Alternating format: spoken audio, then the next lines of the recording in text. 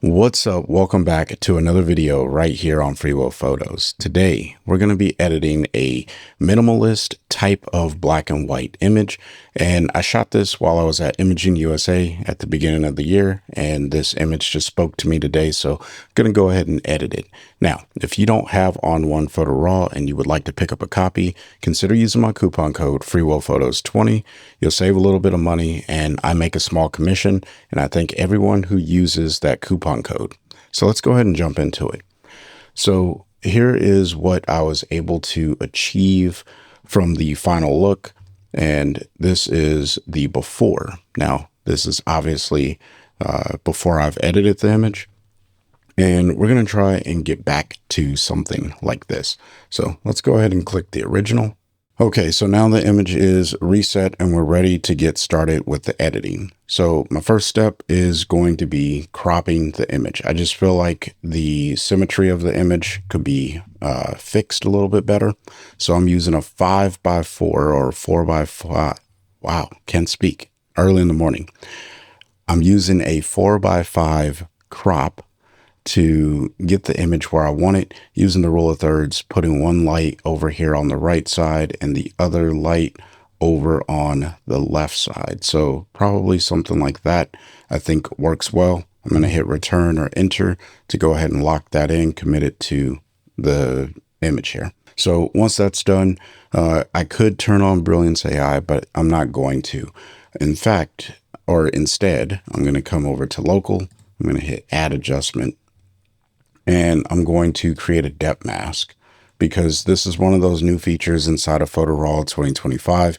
I think this is going to get a lot of use by many people. So if you are using the depth mask, consider using them this way. So after I have the depth mask created, I'm going to go ahead and invert the mask. And then I'm going to pull up on my brightness here. Now the goal that I'm going for is a blown out background. I'm not worried about printing this. This is purely just for display on Vero. So my goal here is just to blow out the background and make that really not a thing. All right. Because I'm going for the minimalist approach where we're focused on the street lights and the street sign, which I probably could have moved over a little bit to get the rest of Witherspoon into the shot, but I didn't do that. So we got what we got. Okay. So now that I've done the depth mask, I've increased all of the information here. What I'm going to do is create another adjustment, and this one is going to be for the lights. Now, what I'm going to do here is use the Quick Mask AI brush, and I'm just going to click and drag over the areas that I want to select, and ON1 is going to find the street lights. So now that I have those selected, what I want to do is paint in. So I'm going to click on paint. And then I'm going to hit the blue check mark. That's going to select those areas. And then it'll bring me back over here. I'm going to reset this adjustment and I'm going to open up the shadows on these lights. I want to get some more detail back in the lights. So we'll do something maybe like so. And then I'll even increase the exposure just to make them a tad bit brighter. And then we'll contrast them. And I'm going to right click, copy mask. And then we're going to jump over to effects for a very quick moment here. Go to dynamic contrast. We'll paste the mask. So that way I'm adding in that contrast back. I'm going to hit surreal, which is going to like overdo it. I'm actually not too mad at that effect, but what I like to do is use surreal and then just pull it back. That tends to get me some pretty good results. So probably something like here for now. And I think right now would be a good time to convert this to a black and white. So we'll hit add filter, click black and white. And what I want to do is up the contrast. Even though I've already done a lot of this work in local adjustments, but I am going to pull down on my blacks so that way I get a true black, and pull up on my whites. So far we're getting where we're going. Now, for me, I think the next step is to add in a bleach bypass. Now, I've done this a number of times before. This is a technique that I use when I create my black and whites.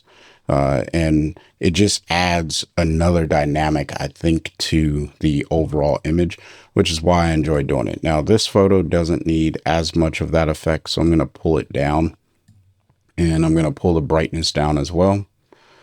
But I'm going to push the detail up because I want to grunge this up as much as I can, right?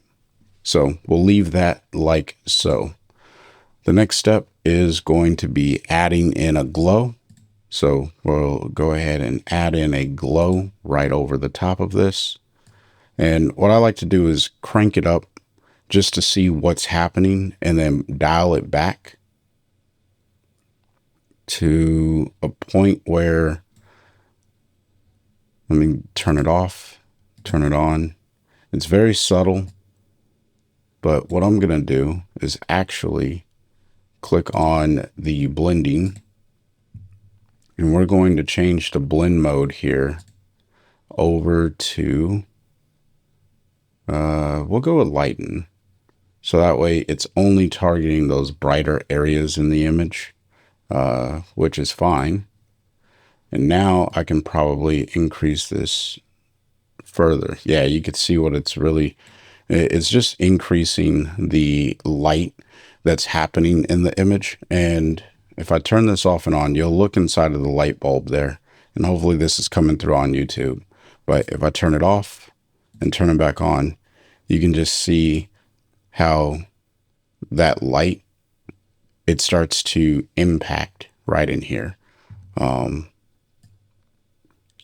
It's a relatively subtle adjustment, but it is something that I think adds a quality to the image that I am 100% on board for. So we'll leave that be. Let's go ahead and take a look at the before and after. So holding down the backslash key, this is the before image. It was a little dark, maybe even underexposed. And then here is where we've gotten so far with using depth mask inside of local adjustments, as well as this layer stack here, or effect stack.